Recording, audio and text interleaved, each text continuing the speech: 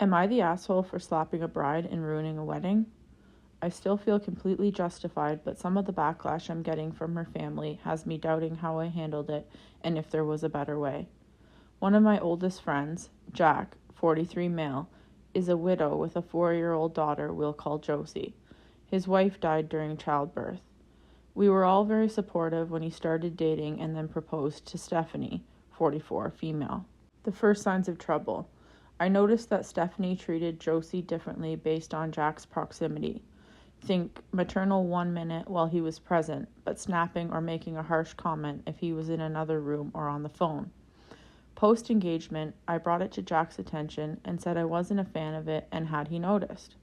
He said he hadn't, but would pay closer attention going forward. When I checked back in with him, he said he'd spoken to her and it shouldn't be a problem. She was just inexperienced with children, but delighted to become a stepmother as she couldn't have children of her own.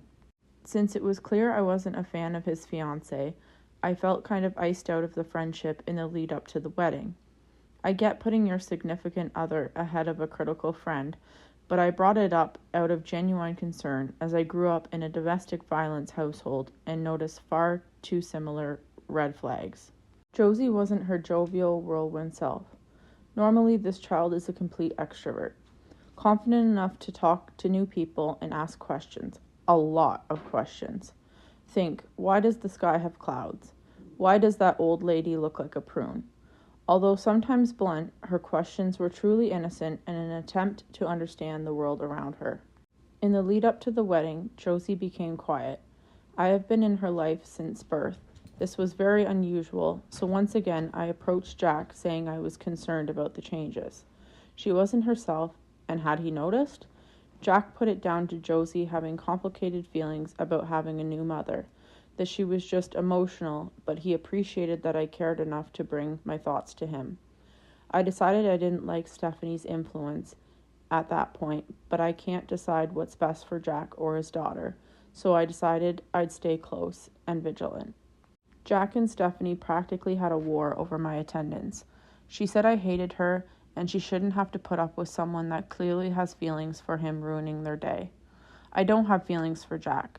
I've known him for 20 years. I've seen him be a douche to women, drawn on him when he passed out drunk, and even bailed him out of jail when his antics continued well past his 20s. Jack said I was family and my presence at his wedding would be a deal breaker. She didn't take that well at all, but sucked it up. Cue the wedding day. Jack is at the altar awaiting the bride and flower girl, but it is taking a while. Jack gives me a concerned glance, and I nod as if to say I'll check it out and walk out the back of the chapel, where I find Josie completely unattended and sobbing. Again, she is 4. I bend down and tell her she looks like a princess and ask why she was so upset. She fidgets and stares at the ground while rubbing her arm. I have a terrible thought. Josie is allergic to certain plants and is wearing a wrist corsage. I immediately undo it to see if she's having an allergic reaction. Instead, she has red finger-shaped marks and fingernail half-moons that have drawn blood. I lift her chin to look at me and say, "What's happened here, little one?" She shrugged and looked back down. I told her that since her mom wasn't here, I thought of myself as a protective auntie, and if someone was hurting her, I'd protect her, but I needed to know to help. She breaks down and says, "I don't want Stephanie as a mommy. She hates me.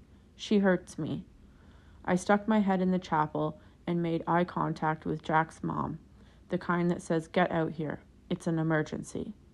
She came straight out, and I said Stephanie had hurt Josie, and Josie needed to be taken somewhere she felt safe with Grandma. As they disappear, Stephanie shows up and bellows, "Where the hell is she?" "I left her right here." That's when she spots them retreating. "Where are they going? This is my wedding. What have you done to interfere now?" she says. Needless to say, Jack is wondering why no one has come down the aisle, and just as he opens the doors of the chapel, I give Stephanie the old 1-2, which sends her into a koi pond. She was trying to sidestep me in an attempt to pursue Josie when I clocked her. All the guests see it, and Jack is furious, yelling, "WTF is going on? What was I doing?" Stephanie starts playing victim, and Jack is yelling in my face to the point that my PTSD kicks in and I freeze and tear up. He's helping her up, saying he's sorry, he should have listened to her, and where is Josie? The mention of her name snaps me out of it, and I say with a shaky voice, Jack, you know how I grew up. Something I rarely talk about, but Jack knows all about. She's been hurting Josie. You can't marry her. She's a child abuser. God knows what you've already allowed her to do under your own roof.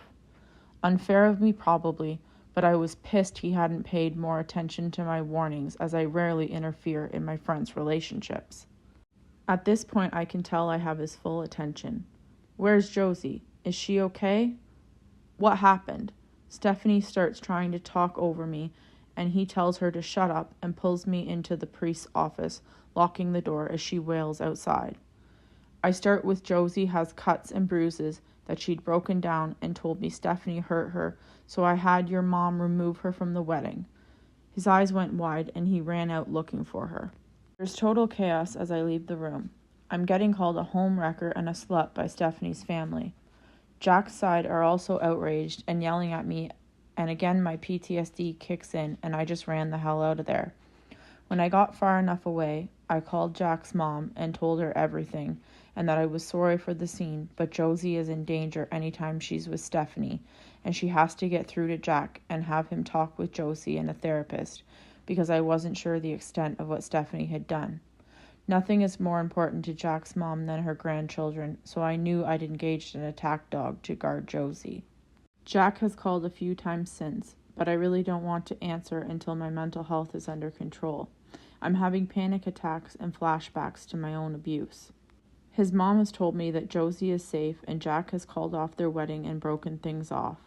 Even after explaining, a few people have said I didn't have to cause chaos like that.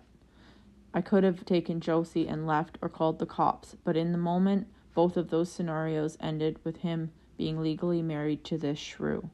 Where we lived, the moment she became his legal wife, she would have had custody rights to Josie. I am not a saint.